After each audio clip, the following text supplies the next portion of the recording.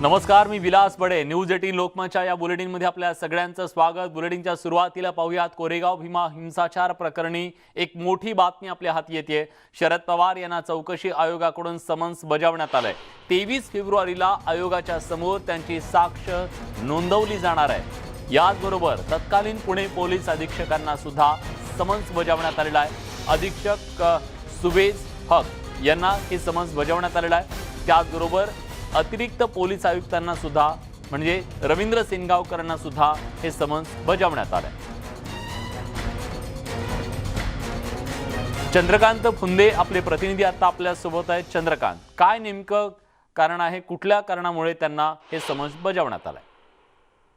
विलास, या आयोगाला आपला अहवाल सादर करण्यासाठी मुदतवाढ दिल्यानंतर या आयोगाचं सुनावणी आता जवळपास दररोज होती की अशी परिस्थिती एवढ्या वेगाने ते सगळं काम सुरू आहे. कधी पुण्यात, कधी मुंबईत, कधी ऑनलाईन, पण सातत्याने सुरू होतं. ते जे वकील आहेत दोन्ही बाजूचे, ते या सगळ्या साक्ष नोंदवून घेतात. ते वकिलांमार्फत हे जे आज पवार साहेबांना जे बोलवलेलं आहे, ते गावडे म्हणून वकील आहेत, त्यांनी ते समन्स बजावलंय. त्यात फक्त शरद पवार नाही तर अतिरिक्त आयुक्त सेनगावकर तत्कालीन, नंतर सुयज तत्कालीन ग्रामीण एसपी आणि यापूर्वी रश्मी शुक्ल पुणे सीपी यांची साक्षी झालेली गेल्याच आठवड्यात, आणि पुन्हा नांगरे पाटील त्या काळाचे कोल्हापूरचे तत्कालीन परिक्षेत्राचे आयजी, एवढ्यांचे सगळ्या साक्ष नोंदवल्या जाणार. कारण याचे दोन्ही बाजूचे आरोप होत आहेत. रश्मी शुक्लाने त्या काळाच्या डाव्या विचारसरणीच्या लेखकांना, विचारवंतांना अटक केली होती. त्यावर पवारांनी आक्षेप घेतला होता. हे सगळं बनावट आहे, सगळं षडयंत्र आहे, ते जाणीवपूर्वक घडवून आणलेलं आहे. म्हणून या सगळ्या प्रकरणात शरद पवारांची साक्षी होणं खूप महत्वाचं आहे.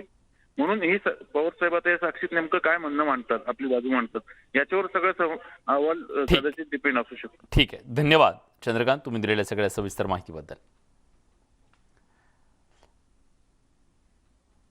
शिवसैनिक संतोष परब हल्ला प्रकरणी भाजप आमदार नितेश राणे यांना सिंधुदुर्गच्या सत्र न्यायालयानं जामीन मंजूर केलाय. 30,000 रुपयांच्या जात मुचलक्यावर नितेश राणेंना जामीन मंजूर करण्यात आलाय. संतोष परब हल्ला प्रकरणी नितेश राणेंना न्यायालयीन कोठडी देण्यात आली होती. त्यानंतर त्यांनी दाखल केलेल्या जामीन अर्जावर सुनावणी झाली. त्यात त्यांना जामीन मंजूर करण्यात आलाय. नितेश राणेंना जामीन मंजूर झाल्याचं समजताच त्यांच्या समर्थकांनी एकच जल्लोष केला. दरम्यान नितेश राणेंना जिल्हा सत्र न्यायालयानं जामीन मंजूर केला असला तरी कणकवली तालुक्यात यायला त्यांना बंदी घालण्यात आली आहे. सिंधुदुर्ग जिल्ह्यात कणकवली सोडून ते कुठेही येऊ शकतात. जोपर्यंत दोषारोपपत्र दाखल होत नाही तोपर्यंत ते कणकवलीत येऊ शकत नाही. आठवड्यातून एकदा तपासासाठी त्यांना ओरोस पोलीस स्टेशनला हजर राहावं लागणार आहे. दरम्यान नितेश राणेंची तब्येत बिघडल्याने त्यांना कोल्हापूरच्या CPR रुग्णालयात दाखल करण्यात आलंय.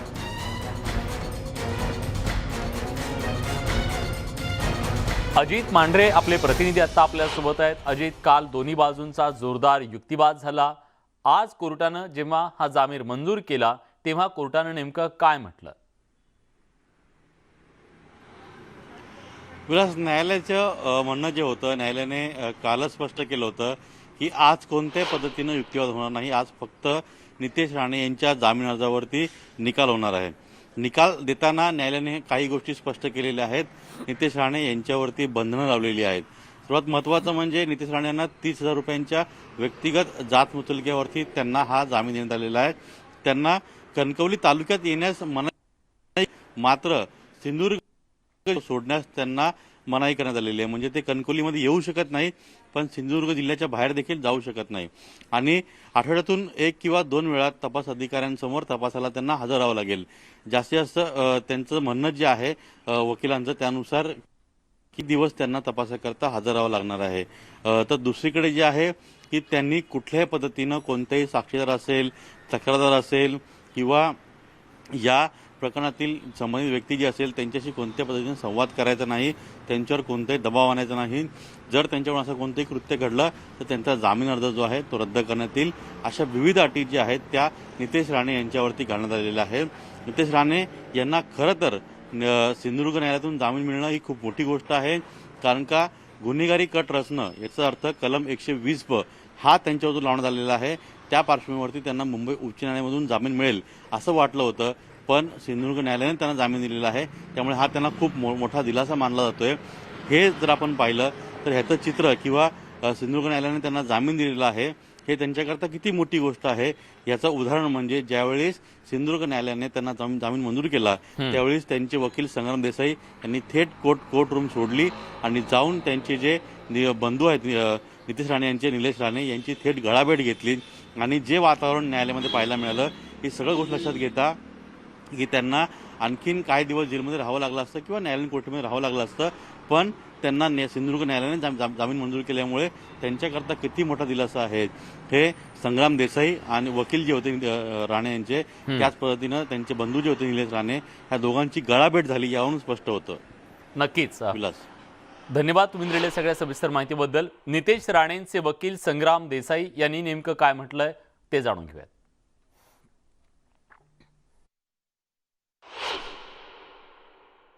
न्यायालयाने नितेश राणे आणि राकेश परब या दोघांचाही जामीन अर्ज मंजूर केला आहे. दोघांनाही 30,000 रुपयाच्या जामिनावरती सोडण्याचे आदेश झालेले आहेत. त्याचप्रमाणे त्यांना काही कंडिशन घालण्यात आलेले आहेत. त्यामध्ये कणकवली तालुक्यामध्ये दोषारोपपत्र दाखल होईपर्यंत त्यांना प्रवेश नाही आहे. त्याचप्रमाणे आठवड्यातनं एकदा म्हणजे सोमवारी 10 ते 12 या वेळेमध्ये त्यांना ओरोस पोलीस स्टेशन येथे हजेरी लावायची आहे. या व्यतिरिक्त पोलीस ज्यावेळी तपासामध्ये सहकार्य करायला किंवा तपास कमी ज्यावेळी बोलवतील त्यावेळी त्यांनी हजेरी लावायची किंवा पोलिसांसमोर हजर राहायचं आहे. या कंडिशन्सवरती त्यांना जामिनावर सोडण्याचे आदेश न्यायालयाने केलेले आहेत. आता सगळ्याच गोष्टी का आज बोलून काय उपयोग नाही. कोर्टाची प्रोसिजर होती, त्याच्यामध्ये आज बेल मिळाला. काय काय घडलं ती बोलायची वेळ आज नाही. आज आनंदाचा दिवस आहे. कोर्टाने बेल मंजूर केली आहे, त्या गोष्टीचा आनंद आहे. हिंदीमध्ये एक म्हण आहे, सत्य परेशान हो सकता है, पराजित नाही. आज ते कळलं जर नेमका अर्थ काय असतो ते. 8 दिवस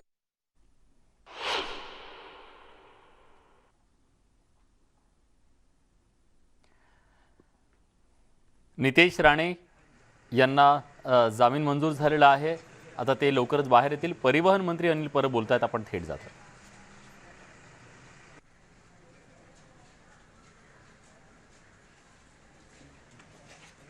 तर 30,000 रुपयांच्या जात मुचलक्यावर जामीन मंजूर करण्यात आलेला आहे आमदार नितेश राणे यांना. आणि आता हा जामीन मंजूर झाल्याच्या नंतर स्वाभाविकपणे त्यांच्या समर्थकांनी आनंद व्यक्त केलेला आहे. नितेश राणे यांच्यावर सध्या CPR रुग्णालयात उपचार सुरू आहे. त्यांना न्यायालयीन कोठडीत पाठवल्यानंतर त्यांना त्रास जाणवत होता. समिती अहवाल सरळ मुख्यमंत्र्यांकडे सबमिट करणार आहे आणि मुख्यमंत्र्यांच्या माध्यमातून तो हायकोर्टात जाणार आहे. कधी अपेक्षित नाही, मी ह्या समितीचा सदस्य नसल्यामुळे तो कधी जाईल हे सांगणं माझ्यासाठी कठीण आहे. सर, आज काही बैठकीनंतर शिथिलता अजून लागू होण्याची शक्यता नाही, आहे? आता बैठकीत काय होते ते बघूनच नंतर सांगावं लागेल. धन्यवाद.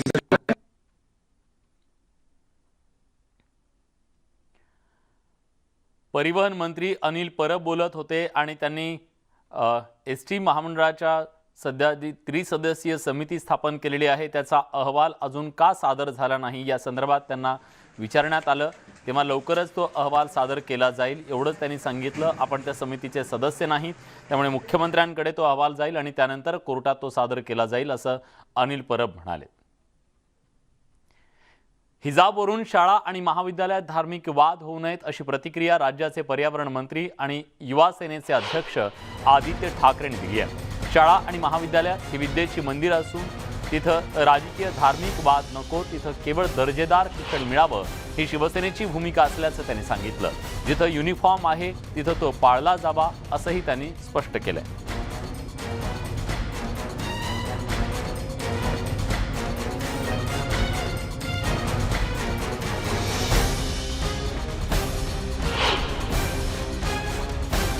हेच मत आहे की त्याचं जे जिथे जिथे युनिफॉर्म आहे तिथे युनिफॉर्म पाळला गेलं पाहिजे. शाळेंमध्ये, कॉलेजेसमध्ये धार्मिक कुठेही वाद येऊ नये ही आमची भूमिका आहे. कारण शाळा, कॉलेज हे शिक्षणाचं विद्यालय आहे. तिथे आपण शिक्षणची जी भूमी समजतो, जिथे जिथे युनिव्हर्सिटीज असतील, जिथे जिथे शाळा असेल, तिथे कुठे राजकीय किंवा धार्मिक किंवा कुठचाही वाद येऊ नये. चांगलं शिक्षण मिळावं, दर्जेदार शिक्षण असावं, हे शिवसेनेची भूमिका. 5 राज्यांच्या विधानसभा निवडणुकीवर डोळा ठेवत हा हिजाबवर वाद घडवून आणण्यात आला आणि यामागे भाजपचं कटकारस्थान असल्याची टीका राष्ट्रवादीच्या नेत्या फौजिया खान यांनी केली आहे. माझ्यासोबत फौजिया खान NCPच्या नेत्या आहेत. आपलं स्वागत आहे न्यूज 18 लोकमतमध्ये. कर्नाटकचा वाद महाराष्ट्रात पोहोचत आहे आणि हिजाबच्या मुद्द्यावरून हे काय सुरू आहे? आता हे काय नाही, हे फक्त निवडणुकी आहे. माझ्यासोबत फौजिया खान NCPच्या नेत्या आहेत. आपलं स्वागत आहे न्यूज 18 लोकमतमध्ये. कर्नाटकचा वाद महाराष्ट्रात पोहोचत आहे आणि हिजाबच्या मुद्द्यावरून हे काय सुरू आहे? आता हे काय नाही, हे फक्त निवडणुकी आहे. आणि निवडणुकीमुळे आता त्यांना हिंदू मुस्लिम वाद करायचा आहे आणि मतं घ्यायची आहे. आपली भारतीय संस्कृती एक सुंदर अनेकतामध्ये एकता आपण म्हणतो, युनिटी इन डायव्हर्सिटी. याच्यामध्ये अनेक लोकांची वेगवेगळी संस्कृती आहे. तर मुस्लिम महिला हे हिजाब घालतात, राजस्थानमध्ये महिला घुंगट घालतात, सरदारजी जे आहे पगडी घालतात. सगळ्यांची आपापली संस्कृती आहे आणि हे अधिकार संविधानाने सगळ्यांना दिलेला आहे की तुम्हाला जसं वाटतं तसे तुम्ही कपडे घालू शकतात. पण आज याच्यावर बॅन आणणं म्हणजे संविधानिक अधिकारवर बॅन आहे आणि हे आम्हाला मान्य नाही आहे. हे अतिशय चुकीचं आहे. हे फक्त आणि फक्त निवडणुकीसाठीचा हे मुद्दा आहे. म्हणजे तुमचं म्हणणं असं आहे की उत्तर प्रदेशामध्ये निवडणुका आहे आणि तिथे धार्मिक तेढ निर्माण करायचा म्हणून हा मुद्दा पुढे आलेला काय कर्नाटकचा हिसाबचा? नक्की नक्की. उत्तर प्रदेश आहे आणि 4 अनेक राज्य आहे दुसरे, त्याच्यामध्ये हे निवडणुको असल्यामुळे हे सगळं वाद निर्माण करत आहेत. पण भारतीय जनतेला हे दिसते ना, दिस इज अ नॉन इशू. याला इशू करण्याचं कारण काय आहे? हे खूप दुर्दैवी आहे असं वाटतं मला. ज्या मुलींनी हिजाब घालून त्या सगळ्या तरुणाला रोखलं त्या मुलीला पुरस्कारित केला जात आहे, याकडे कसं बघता आपण? नाही, हे सगळ्यांची आपापली व्ह्यू आहे. पण मी सुद्धा त्या मुलीच्या धैर्याला सलाम करते की एवढ्या मोठ्या मॉबला ती फेस केली त्यांनी. त्या मुलगीचं म्हणणं आहे की जे मुलं होते सगळे ते स्कार्फ घालून आलेले ते सगळे बाहेरचे होते, ते कॉलेजचे स्टुडंट्स नव्हते.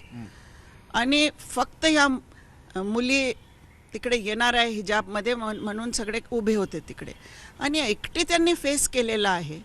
हे मला असं वाटतं भारतीय मुलगी खरोखर सलाम केला पाहिजे तिला. नवी दिल्लीहून तिवारीसह प्रशांत रामदास, न्यूज 18 लोकमत. यासोबत बुलेटिनमध्ये आपण एक छोटासा ब्रेक घेतोय, लगेच परत येतोय. कुठे जाऊ नका, पहा फक्त न्यूज 18 लोकमत.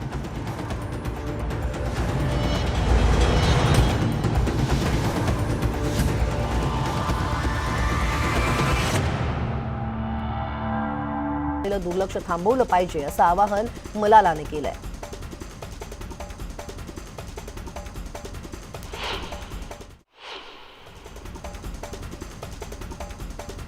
शिवसेना खासदार संजय राऊत यांनी राज्यसभेचे सभापती व्यंकय्या नायडू यांना पत्र पाठवून खळबळजनक दावा केलाय. महाराष्ट्रातील महाविकास आघाडी सरकार पाडण्यासाठी माझ्यावर दबाव टाकला जातोय, मात्र मदत करण्यास नकार दिल्यानंतर ईडीनं कुटुंबियांना त्रास द्यायला सुरुवात केली असा आरोप राऊतांनी केलाय. ईडी आणि अन्य तपास यंत्रणांचे अधिकारी हे आता काही राजकीय नेत्यांच्या इशाऱ्यावरती काम करतायत असा आरोपही त्यांनी या पत्रातून केलाय. काँग्रेसकडून आज भाजप कार्यालयासमोर आंदोलन केलं जाणार आहे. मोदींनी संसदेत भाषण करताना काँग्रेसमुळे महाराष्ट्रात कोरोना पसरल्याचं वक्तव्य केलं होतं. त्यांच्या या वक्तव्याचा निषेध करण्यासाठी आजपासून काँग्रेसतर्फे आंदोलन केलं जाणार आहे. भाजपचे प्रचारक म्हणून मोदी वागत असतील तर त्या पदाची गरिमा ते घालवतायत. त्यामुळे भाजप आणि पंतप्रधान यांनी माफी मागितली पाहिजे अशी मागणी काँग्रेसकडून करण्यात आली आहे. वर्ध्यातल्या हिंगणघाटमधील शिक्षिकेच्या जळीत हत्याकांड प्रकरणी कोर्ट आज निकाल देणार आहे. संपूर्ण राज्याचं लक्ष लागलेल्या या खटल्यामध्ये कोरोनाच्या लाटेमुळे काहीसा उशीर झालाय. मात्र या प्रकरणात एकूण 64 सुनावण्या झाल्या. तसंच 29 साक्षीदारांचे साक्ष्यपुरावे होऊन खटल्याचा युक्तिवाद आधीच पूर्ण झालाय. त्यावर आज कोर्ट निर्णय देईल. 3 फेब्रुवारी 2020ला हिंगणघाट इथं आरोपी विकेश नगराळेनं एकतर्फी प्रेमातून प्राध्यापिका तरुणीवरती पेट्रोल टाकून तिला पेटवलं होतं. यात पीडितेचा उपचारादरम्यान मृत्यू झाला होता. भाजपा आमदार नितेश राणे यांच्या जामीन अर्जावरती आज कोर्ट आपला निर्णय सुनावणार आहे. नितेश राणेंना न्यायालयीन कोठडी सुनावण्यात आली असून त्यांनी जामिनासाठी अर्ज केलाय. कोर्टानं मंगळवारी दोन्ही बाजूंचा युक्तिवाद ऐकून घेतला असून आता जामिनावरील निर्णय कोर्ट आज देणार आहे. त्यामुळे आज तरी नितेश राणेंना दिलासा मिळतो का ते पाहावं लागेल.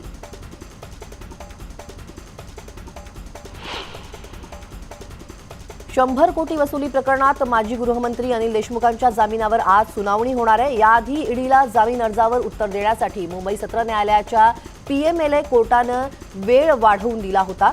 त्यामुळे या अर्जावरती आज सुनावणी होईल. ईडीनं अटक केल्यापासून अनिल देशमुख हे ऑर्थो रोड जेलमध्येच आहेत.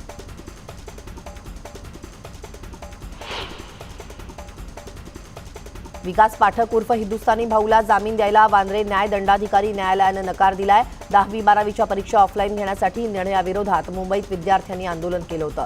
यावेळी विद्यार्थ्यांना चिथावल्याचा आरोप हिंदुस्थानी भाऊवर आहे. या प्रकरणी त्याच्यासह आणखी एकाला अटक करण्यात आली आहे.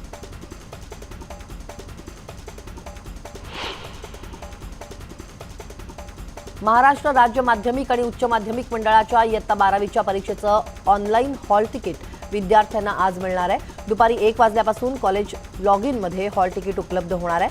महाविद्यालयांनी हॉल तिकीट डाउनलोड करून प्रिंट घेऊन विद्यार्थ्यांना द्यायचे आहेत. 12वीची प्रात्यक्षिक परीक्षा 14 फेब्रुवारी ते 3 मार्चला होणार आहे, तर लेखी परीक्षा 4 मार्च ते 30 मार्च या कालावधीत आयोजित करण्यात आली आहे.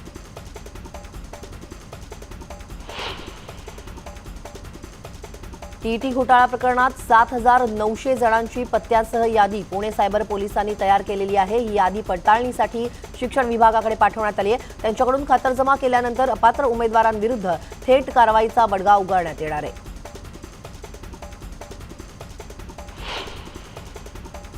शेगावमध्ये एका एसटी कर्मचाऱ्यानं चक्क परिवहन मंत्री अनिल परब यांच्या विरोधात पोलिसात तक्रार केली आहे. प्रमोद पोहरे असं या कर्मचाऱ्याचं नाव आहे. परिवहन मंत्री अनिल परब यांनी शिकाऊ उमेदवारांच्या हातात एसटीचं स्टेअरिंग दिलंय, त्यामुळे प्रवाशांच्या जीवाशी खेळण्याचा प्रकार सुरू आहे. अशात काही अपघात झाला तर त्याला अनिल परब जबाबदार राहतील असं या कर्मचाऱ्यांचं म्हणणं आहे. सांगलीतल्या आष्टा इथं दत्त वसाहतीत एका मुलानं त्याच्या वृद्ध आईची गळा आवळून हत्या केली. त्यानंतर स्वतःही गळफास घेत आत्महत्या केल्याची घटना घडली आहे. पत्नी मुलासह माहेरी गेली असता शशिकांत कांबळे यांनी हे टोकाचं पाऊल उचललं. या घटनेमुळे परिसरात खळबळ उडाली आहे.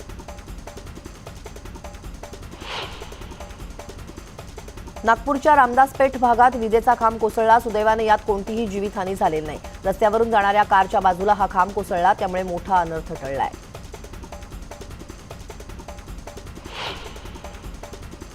जळगावच्या अमळनेरमध्ये एका चोरट्यानं मालक दुकानात असतानाही गल्ल्यातील पैसे लांबवल्याचा प्रकार समोर आलाय.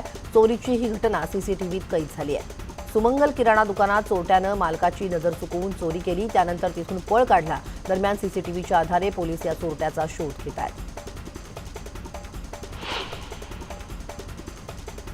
येवल्यात एका चोरट्यानं किराणा दुकानातून अंड्यांची चोरी केली आहे. मात्र दुकानातील सीसीटीव्हीमुळे हा चोर पकडला गेलाय आणि त्याला पोलिसांच्या हवाली न करता थेट खांबाला बांधून ठेवण्यात आल्याचा प्रकार समोर आलाय. काही वेळानं समज दिल्यानंतर या चोरट्याला सोडूनही देण्यात आलं.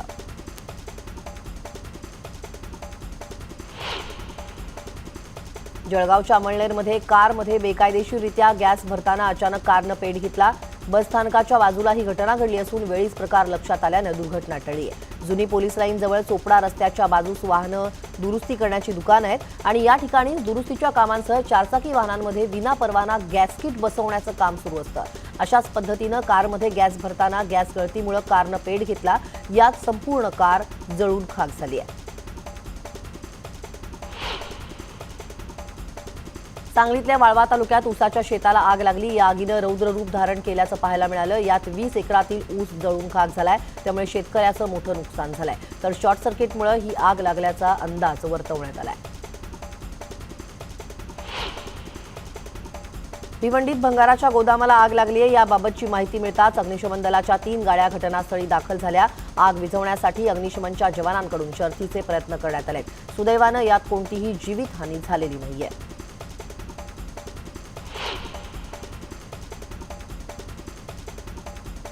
मावळमधील गहुंजे गावातील साकव पुलाच्या दुरुस्तीचा अखेर मुहूर्त उजाडलेला आहे. या पुलाच्या बांधकामाचा शुभारंभ पार पडला असून या कामासाठी अंदाजे 14,50,00,000 इतका खर्च येणार आहे. त्यामुळे 20 गावांचा दळणवळणाचा प्रश्न सुटणार आहे. साकव पुलाच्या दुरुस्तीच्या कामाला सुरुवात झाल्यानं ग्रामस्थांनी समाधान व्यक्त केलं आहे.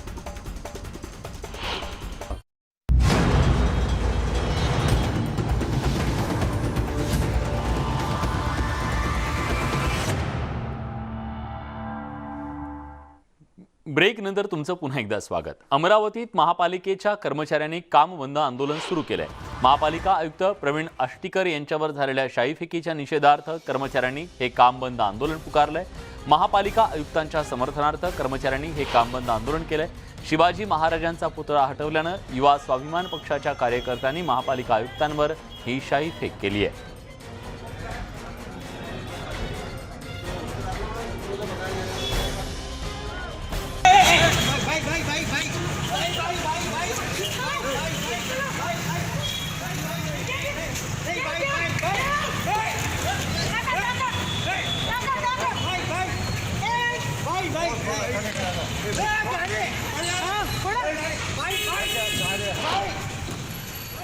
महानगरपालिकेचे मान्य आयुक्त आष्टीकर साहेबांवर जो प्रकार झालेला आहे शाई फेकून, हा घृणास्पद आहे.